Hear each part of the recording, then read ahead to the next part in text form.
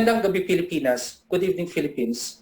On June 12, our beautiful country will celebrate its 122nd Independence Day from Naval Powers. To help us understand the Philippines' push for military self-reliance and its quest for an independent foreign policy, I am happy to be joined by an award-winning author and GMA resident analyst, Mr. Richard Heydarian. So Richard, how are you? Kamusta po? Pleasure to be here. Okay lang. So we're having this conversation. Let me begin with my questions. No, the Philippines was colonized by naval powers, Spain, the U.S., Japan, but today another naval power, China, encroaches in our claimed territories in the West Philippine Sea. We've seen a pattern of the Philippines' lack of naval strategy that makes our country more archipelagic than a maritime power in Southeast Asia, unlike what Indonesia and Vietnam are projecting. In your view, from historical and political perspectives, what are the missing links that would make the Philippines become a maritime power in the region? Yeah, so I mean, just to preface this, I'm not a naval strategy expert, but I do write on the geopolitics of the region, including a number of books on the issue. So I'm trying to understand it from the perspective of, comparative defense policy of the Philippines and other countries in similar predicament, if I should put it that way. Now, I've been writing on a full range of issues, but the other day I stumbled upon a writing with Hong Kong University entitled Philippines Maritime Security Conundrum or something along those lines. And in that paper, actually, I emphasized the fact that the Philippines coastline is almost as long as that of Russia. So it's number 5 or 6 in the world, depending on the rankings you look at. So that just tells you the kind of geopolitical realities that we have had to face from the very beginning of our republic. And so that in many ways was our vulnerability. We don't have natural barriers if you're facing a naval power. We have a natural barrier if you're facing a ground force, right? So the waters were supposed to help us. But at the same time, the fact that we have so many islands and we're spread across islands that don't have very good infrastructure connection or connectivity, that also makes it very difficult for us to exercise control within our nation state, right? So just the other day, I was looking at Benedict Anderson's analysis, for instance, right, and how the Indonesian military struggled even after securing so-called peace with the Dutch to exert control, and how easily they were actually manipulated by Singapore and by Malaysia and by Australia. So, and Indonesia has a far larger military, with a military that has far larger role in the country's economy and politics, the TNI, so I think Indonesia was always a good reference point for the Philippines. So I think Philippines and Indonesia, both of us, have shown tremendous amount of vulnerability. Over time, we have struggled throughout the 20th century. Both of us also had more ground force oriented armed forces for a very long time. And both of us are in a catch-up mode.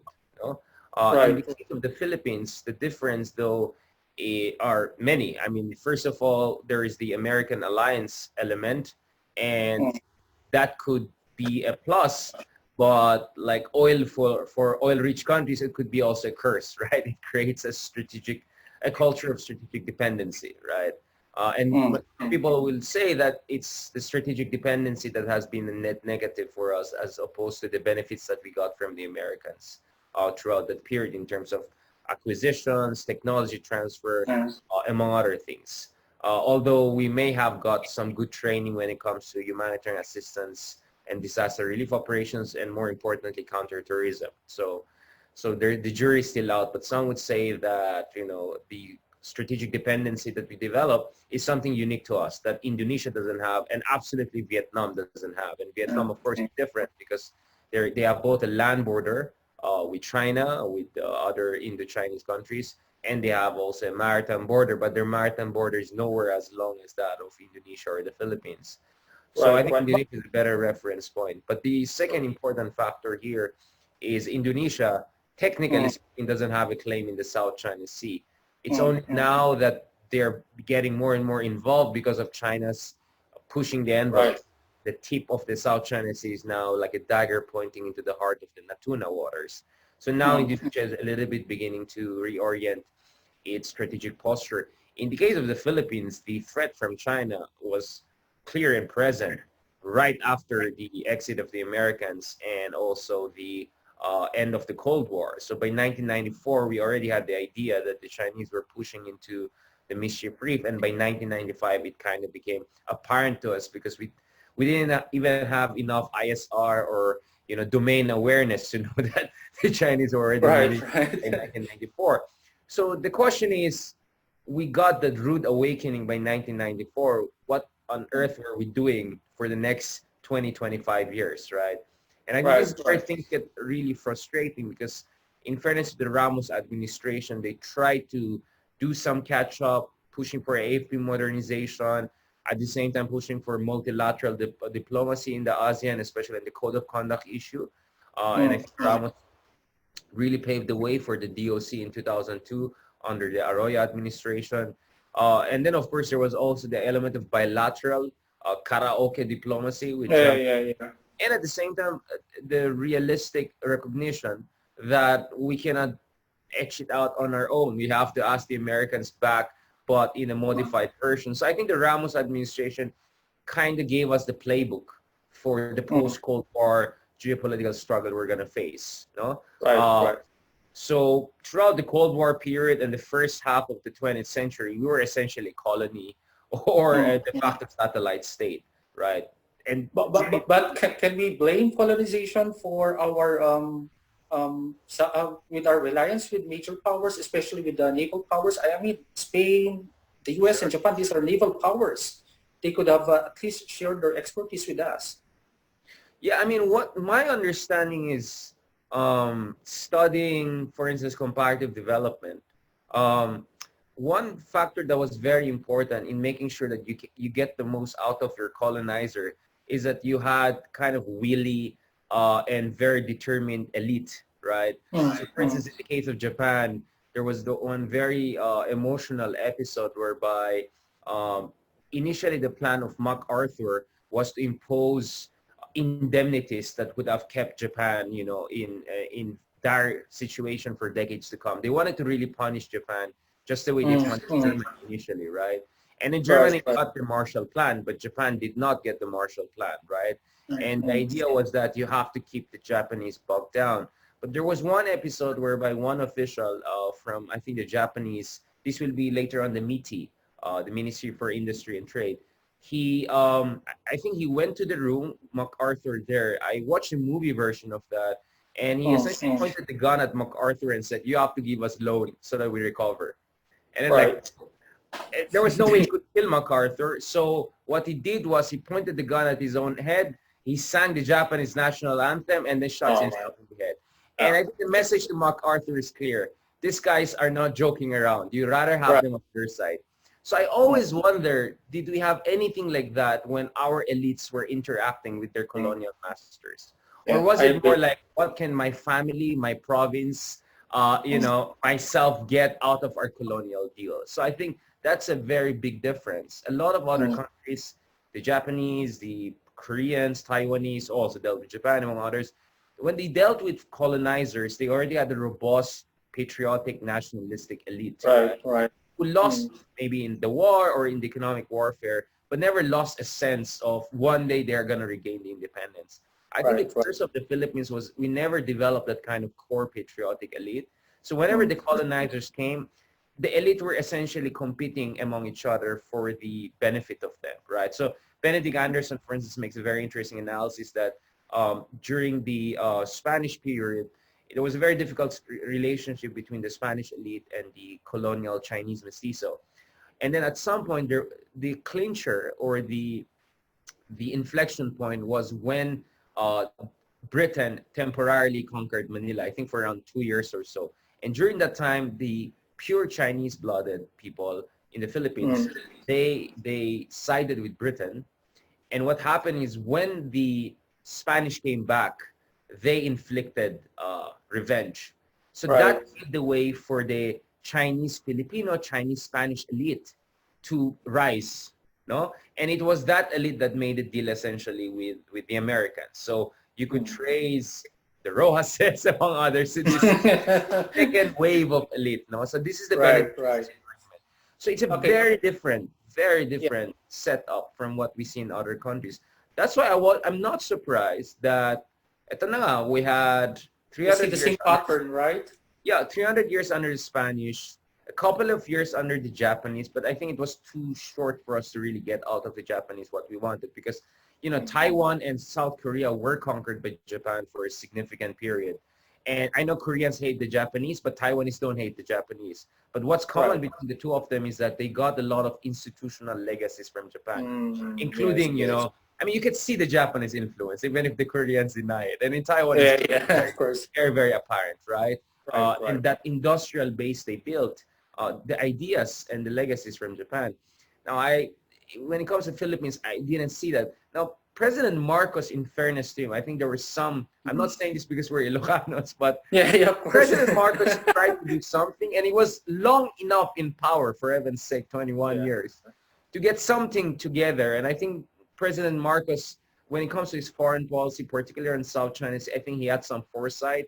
And contrary to the leftist rhetoric, I don't think he was a through and through puppet of U.S. He was trying to juice out the Americans, get more strategic dividends and all. Right, right. But unfortunately, I mean, the point is, no matter how good the intentions of Marcos, you have to have a team to make it work. You Right. have to have young Turks, for that matter, or kind of a Meiji, right, team to get Right, it. I right. don't think And also President he was influenced by the forefathers of the ASEAN, right? His contemporaries during the time where they were building their naval strategy also. right. I mean, you're talking about Suharto, Lee Kuan Yew, and a little bit later on, of course, Mahathir will come, no, after the rest of Right, us. right. So yeah, and Vietnam was through and through consistent through Yeah, this, of course, of course. fighting wars, winning wars, unifying and moving forward. Right, So right. yeah, I think it's really unfortunate that even though there was an attempt by President Marcos to correct that strategic dependency, create a little bit of strategic space for us, and I mean this. In fact, this is very clear that Marcos was trying to push for a proactive defense and foreign policy. You know, again, we're not here to praise the guy, but these are the Yeah, of facts. course, of course. For Yeah. instance, We're talking about the our good colleague Jay policy at the time. Bakal, for instance, he did a very good research on declassified communications between the Nixon administration and the Philippines and other countries. And one reason, for instance, Kissinger was very reluctant to commit to the Philippines under the NDT with respect to the South China's issue was because he was scared that the Filipinos are a little bit warmonger. His fear was Marcos will use the MDT to keep on pushing and bullying Malaysia and Vietnam and fight. That was how aggressive Marcos was during that time. So much so that he built the first real airstrip in the area. Vietnam has built a very small airstrip, but ours was the state of the art, you know? In 1977, if I'm not mistaken, we built the airstrip in Pagasa. So there was an attempt, in fairness, but I think just domestically, the Marcos dictatorship is so corrupt, so economically compromised, and so politically unstable towards the 1980s that I think it would be very difficult to also maintain or sustain a proactive foreign policy because the two are connected. And then, as I said, by the time that Ramos came in, he tried to correct that. But guess what? Who comes next? Yeah. Estrada comes next. And literally, I came in some of my research. I stumbled into a Time magazine report whereby it talked about President Estrada literally slipping through a National Security Council briefing on the Mischief Reef incident. This is I think 1999 or 1999. That was the date. So, and then of course Estrada didn't last long, and President Arroyo came in. But President Arroyo, the problem with her administration was that she inherited the global war on terror. And not inherited, it was superimposed on her by the Bush administration, right? And later on, it was precisely their attempt to get out of tentacles of the U.S. that pushed her towards China. So it was never really out of this kind of a healthy distance, let's see what we can do, right? It was always like angling and wrestling and surviving. And the Arroyo administration was the most unstable politically, you would say, post after Cory's, contemporary period. In 1989, the most unstable times were really under Arroyo administration. So that's really the tragedy. So it's really in 2011 that we finally begin to build our capabilities, external security capabilities. And when it Right, comes to right. Aquino administration, it was really a convergence of factors, right? On one Mm, hand, the Philippines economy was finally stabilizing, mm, creating mm, the mm, fiscal mm, resources to push for a mm, multi-billion-dollar modernization program. On the second hand, you had people within the DFA, people within the DND, a mm, growing number of strategic thinkers, right, who are willing to come together, coordinate with leading think tanks around the world, and really think about how to build the Philippines defense posture or yung minimum defense posture. And, you know, for mm, instance, there was a very important 2012 study by Center for New American Security, which said that the Philippines perhaps only needs to spend around $1 billion under mm, Aquino to build the minimum defense posture, because the idea here is not to match China dollar to dollar. The same way that China is trying to beat the Americans through asymmetrical warfare, you right, right. counter asymmetrical, they're asymmetrical, right? So it's Mm, never mm, about if China spends 100 billion, you spend 100 billion. That's ridiculous. You mm, spend just the right amount to give yourself minimum defense posture to make China think twice, right? Of course, China can beat all of us when it comes to all-out war, but that's not what China wants. China wants an easy glide path to dominating those waters, and you don't give them that glide path. So right. during the Aquino administration, there was that element too. And then there was also a very smooth relationship, civil-military relationship, which was not there during, I would say, Arroyo administration or the Korea administration. So that also allowed for a very professionalized, coordinated approach to the modernization program. So that's where you had the Horizon 1, real Mm, AFP modernization. But of course, the most important factor is the convergence of China's rising maritime assertiveness and America's pivot to Asia under President right. Obama. So when you put all of those elements together, it makes sense why it was only in 2011 or 12 that Mm, we mm, began to finally move towards developing our external security capabilities and own up to the fact that we are archipelagic countries and you cannot mm, have your military, mostly army, bogged down in domestic insurgency, which is of course the last element because Aquino also pushed for the resolution of the conflict with the MILF, and he almost got it, and then of course Mama mm, Zapano mm. happened. Yeah, yeah. We always Okay. had these near misses of getting it right. Yeah. Right, right. You initially cited about the Ramos administration's military modernization that led to a series of troubleshooting and loss of Yeah. foresight on the domestic regional security architecture. I just want to cite your book on Asia's battlefield, U.S. China and the struggle for the Western Pacific, where you gave us a vantage point on how we should view the U.S. China maritime and naval competition in the contested South China Sea. Now, if you rewrite your book during the COVID-19 pandemic, what Mm. would be your conclusion in this type of war between the US and China? Yeah. Well, I just released a new book, The Indo-Pacific, so Yeah, it yeah, kind of yeah. covers that. And now All I'm right. working Can on you a new enlighten book us about that? called The Great Backlash. So I look at the 5 stages of grief and how different countries around the world are responding to China. So the Right. COVID-19 aspect will be there, especially how China is taking advantage of the security vacuum. So as early as March, I wrote a piece for Asia Times highlighting this strategic opportunism issue. Well before everyone else was trying to raise alarm bells about that, because I was like looking at global times and all, wait, you're having military drills now? What's going Oh, on? You oh. know? And then like I realized, oops, they're actually ahead of all of us because, you know, they contained the crisis ahead of all of us. So now they will actually have an advantage over us, which is Right. the complete opposite of what we were thinking earlier this year when I said, okay, China is going to get humbled and bogged down, and that gives us some breather. Apparently what's happening is complete opposite of that. And now China has the complete upper hand. And of course, the element also there is the fact that the United States had to suspend foreign military deployments for at Right. least Right. 2 months initially, and they Mm. had and their USS Roosevelt was grounded, their main Indo-Pacific fleet, right? So they had to bring Harry Truman, USS Harry Truman, all the way from the Middle East, if I'm not mistaken. So the post-COVID-19 scenario has given China the kind of accelerator. You know, it's kind of a uh, that extra edge, X factor that will allow them to push the envelope even more aggressively. So I don't think I need to, you know, I make a joke because I don't know if people are familiar with GWF Hegel, the guy behind the Yeah. Alexis, right? one joke about him was that he really just wrote 2 books and then kept on rewriting one of them, which is phenomenology Because of it goes spirit. and on So and some on. friends are joking that maybe I'm doing the same, like every 2, 3 years, I write something. Recycling it. Yeah, I mean, in a way, maybe I'm doing that. I'm trying to rewrite and test my own hypothesis over time. I think I correctly predicted in Asia's new battlefield, the next Filipino administration will be quote unquote pragmatic. And that's exactly what happened Right, to right, right. President Duterte, Yeah, right? I agree. Um, Yeah. so 5 years on, China is in a better position. But, alam mo, Dr. Cabalza, we're Pinoys. Pacman is our icon, so we're into boxing. Our next president, for whatever it's worth it.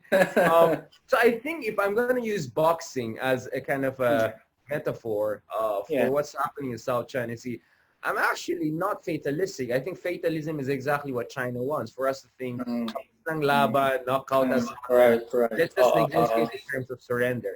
Actually, I think we're just in round 4. You can just Google it. I've been writing on South China Sea since 2010. Right, right. Imagine, And you wrote, yeah, and you wrote another article, the tragedy of small power politics, where yes, you argued that journalistic, President Duterte's rapid consolidation of political power has strengthened his ability to chart the course of the Philippine foreign policy, but domestic opposition and potential threats from China could undermine or reverse his course. Can you expound on this one? Yeah. Okay. So my argument may seem contradictory, but what I'm trying to say here is that since Marcos, I would argue that Duterte has had the most leeway to reorient, recalibrate, upend the Philippine foreign policy. And I think in a way he has revolutionized the Philippine foreign policy. And the way I will argue it is that he essentially uh, watered down our relationship with America into a transactional relationship. Very Right. what is there for us? You didn't have that under the previous administration. Both of us have dealt with different Yeah, administrations. yeah. I think in different administration, it was always about before we do anything, what will America think, right? It was always like that. It was, I won't say mental slavery, but it was like an internalized strategic alignment. Like the U.S. didn't have to even tell the Philippines what to do. We would already take their interests into consideration. So that really limited the coordinates of possibilities and room for maneuver. Duterte just got rid of that totally. Like, I don't owe America anything, and I'm going to do with the Philippines' national interest what I think is in the interest of the Philippines. So what does America have to offer me? So it's a very transactional relationship. It has its downside, no question about it. But the upside is that I think we got rid of this unnecessary treatment of our alliance with the U.S. as if we have a perfect alignment of interests, which is preposterous. That's why I was mistaken as being kind of like a Duterte spokesman in the earlier, months of President Duterte until, I turned. Yeah. Um, But let me ask this. How independent is our independent foreign policy in the first place? to begin with, independent foreign policy is enshrined in our constitution. So all presidents, ipso facto, have to have an independent foreign policy. The question is, how do you interpret an independent foreign policy? And how much, realistically speaking, can you have an independent foreign policy in a globalized world? I think President Ramos put it very well. We should talk about interdependent foreign policy, right? Given the web of and networks of interconnection and interdependence with other countries, where are the places where we have to make adjustments? Where are the places where we should stick to the status quo? Where are the places we have to completely disembed ourselves, right? So you have to have a very nuanced, multi-layer analysis. And that's where I don't think President Duterte is really reassuring when it comes to that. President Duterte, he felt that independence essentially means stepping a little bit away from the Americans. But as we know, our relationship with America is multidimensional, multi-level, right? And stepping away from the U.S. maybe in abstract makes sense, but given the conditions on the ground, I'm not sure this is the best time, especially now that we have this COVID-19 situation. So I'm not surprised, as I kind of prognosticated, that the VFA issue has been suspended, because even the president had to recognize, whether we like it or not, we need the Americans. Humanitarian and maritime security wise. And then the other thing is, I'm not sure how you can say that you're fully independent or you have a more independent foreign policy than other countries when it seems to many people that you're just exchanging one strategic patron for another. Now you can always say, well, don't take the president's statements literally, but even legally speaking in international law, the statements of heads of state can be taken as a basis even for settling maritime disputes. I mean, for instance, Justice Carpi has mentioned, I think, the case of Norway and Denmark of their disputes whereby statements by a head of state was taken as an evidence, right, to favor one party at the expense of the others. And if that's if it's the case that you shouldn't take the president's word seriously, why the DFA have to release all those clarificatory statements? Why do you have their spokesman and everyone scrambling to? So it matters. So there's a recognition that it matters.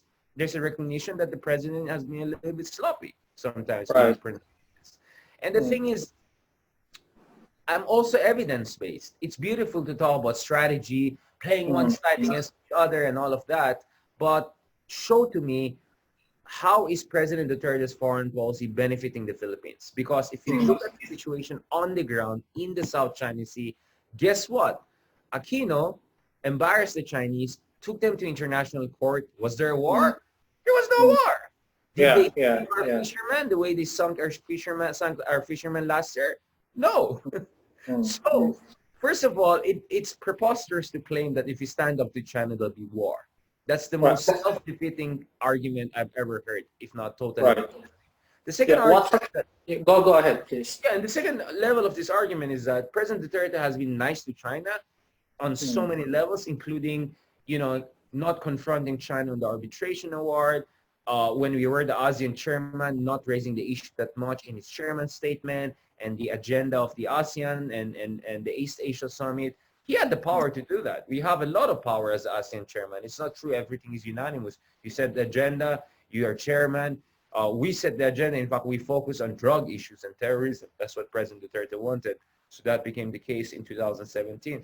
So we have been nice to China on so many levels, but in exchange, the militarization of the South China Sea disputes, particularly the Mischief Reef, Fiery Cross, all these land features claimed by the Philippines is actually exacerbated over the past few years. And now what we have is not only militarization, but what I call militiaization. China is also deploying more militia forces. So satellite images suggest that for more than 400 days, parang pinapaligid, no, yung ating island.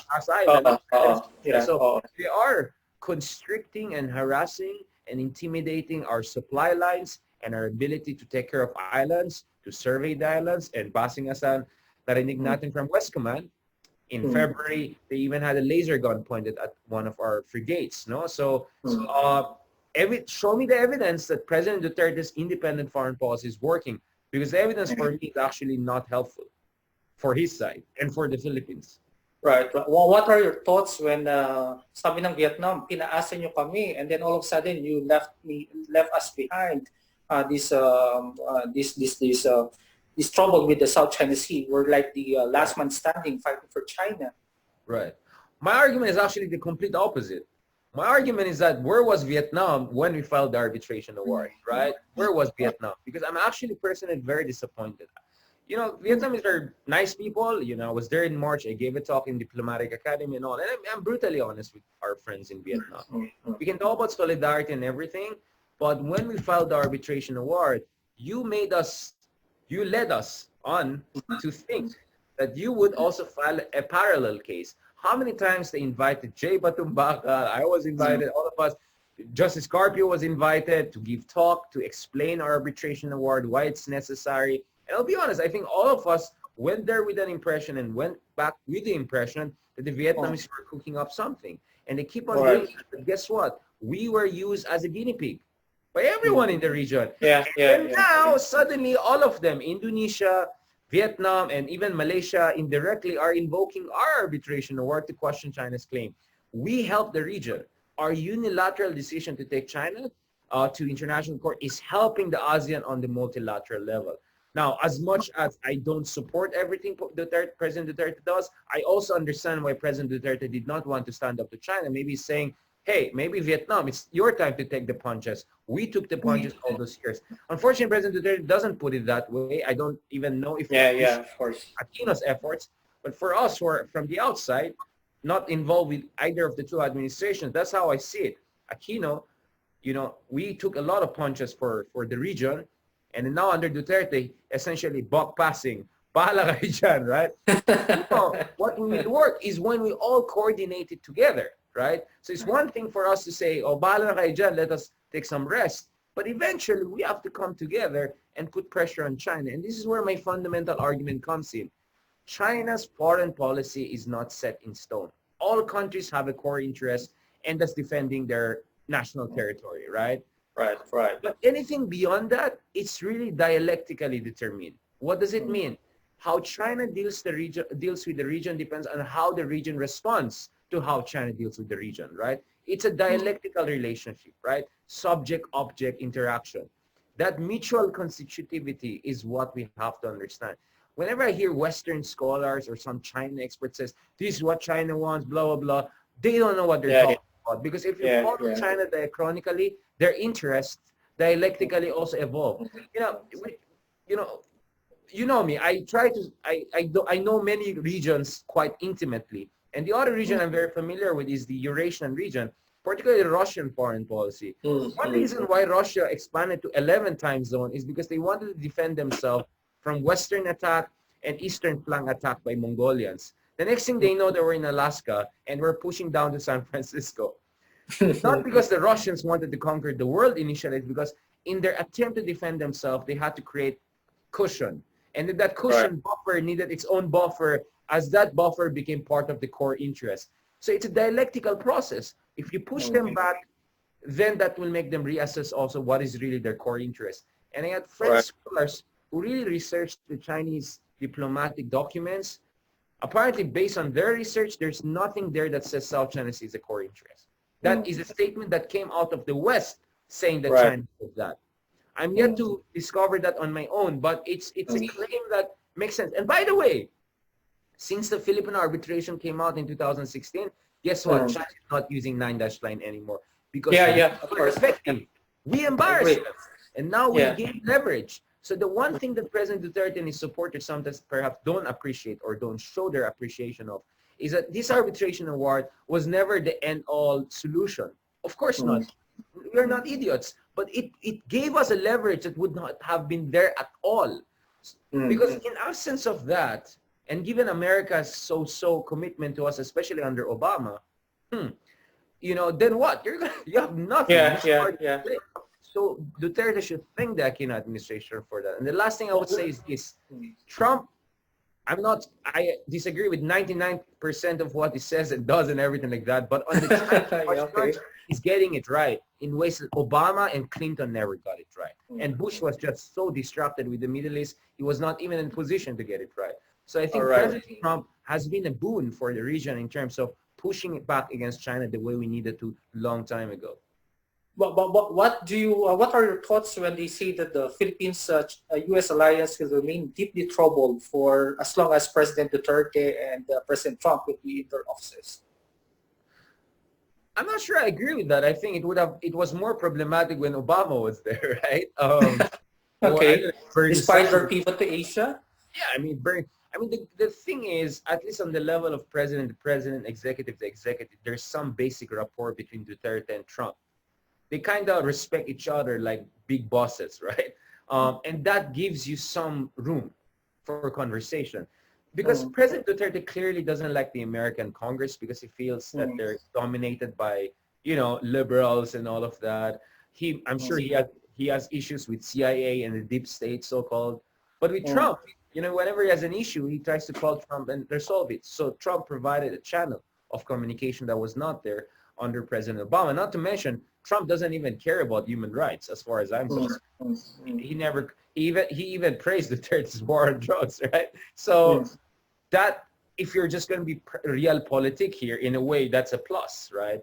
And the second thing is, when it comes to Philippine-U.S. relationship, you're talking about a whole host of institutions that have been built over decades, in fact, more than a century, that sustain this relationship. And so I argue that President Duterte has more leeway than everyone else, but that doesn't mean he has unlimited power also to make the Philippine foreign policy, because he has to deal with the veto of the defense establishment, the political establishment, people within his cabinet who have different points of view. So as powerful as President Duterte is, he's not totally oblivious to divergent points of view among other important veto players when it comes to Philippine foreign defense policy. Hence, the fact that VFA is still there, our MDT is still there, and the fact that as far as us and China is concerned, we have so far zero defense agreement with China. And that's because there is an element of inertia, and there's also an element of dual government. The president is just one of the players when it comes to defining our foreign policy. There are other also important players, maybe not as vocal, maybe not as visible, but they define how their alliance is operationalized. Right. Maybe for my last question here, I came across with different prognosis about this world order. Australia offers a view on the multiplexity of coalition. Europe sees the repolarization of alliances. Latin America cries for non-polarity in the region. Asia adheres to staggering kind of multilateralism, while North America deems on splintering of regional order. With all these frameworks on the world order in post-pandemic, how do you see the Philippines' quest for military self-reliance given the possibility of a change in the world order? Yeah, I mean, first of all, I think it really matters who wins November elections in the US. It does really matter. I think if Biden wins, it's really a return to the past plus. Because Biden knows you cannot be as acquiescent towards China as Obama was. Biden also knows you cannot be blindly supporting globalization as Clinton did, right? So there's going to be more leftist element there. There's going to be more anti-China element there. In fact, everyone is expecting the November elections in the US to be a competition on who's better in bashing China, right? So that's a new element. But what also Biden is known for, and I've met his advisors, his people, I mean, I know how they work, how they think. They are multilateralists. They want to work. See, actually, it's very easy to isolate China. All you have to do is to have a semblance of coordinated pressure with Japan and Europe. It's game over. It's going to be really hard for China to get out of that because, you know, China is a very fragile system. It's powerful and yet fragile deep inside. It's like, you know, marshmallow inside. Because the Chinese regime's legitimacy is based on performance. There's no other, because they have no elections, right? And, you know, she's not Mao Zedong. You know, Mao Zedong was a founder. He fought against Japanese imperial army. Deng Xiaoping also had that. They fought against Japanese imperialism. That's why they had the capital to reconfigure the country's foreign policy. Xi Jinping does not have that kind of revolutionary credentials. His credential is managerial credential. And with China's economy in trouble, they didn't even announce a growth target this year for the first time, I don't know, since Deng Xiaoping period. You know, all U.S. has to do is to have a limited, coordinated surgical pressure on China, and they can get concessions out of them. And I think Biden will be capable of doing that if Biden wins. But if Trump stays, I think, yes, we're going to see more and more splintering and more. So what's going to happen is that China is going to try to divide and conquer U.S. allies, but the U.S. allies will also try to pressure China in parallel to the United States. So you have efforts, for instance, Europe and Japan having FTA, and Europe and Japan having their own anti-BRI efforts without coordinating with Trump, because Trump is completely against FTA. I mean, it doesn't make sense to work with the guy. And Australia has an issue on FTA, but on maritime security, they deal with the Americans. And the Indians are also coming to the picture. So it's medyo sabog yung picture. And just spaghetti ball. So with Biden, you can have a more coordinated version of that. But even in the sabog version that we have right now, I think it's also putting a lot of pressure on China. And you see, the problem with China right now is that the struggle to push back against China is happening within China. You have Hong Kong, which is an intractable situation. I mean, damn if you do, damn if you don't. Either they do a Tiananmen, God forbid, or they don't do a Tiananmen. Got a headache.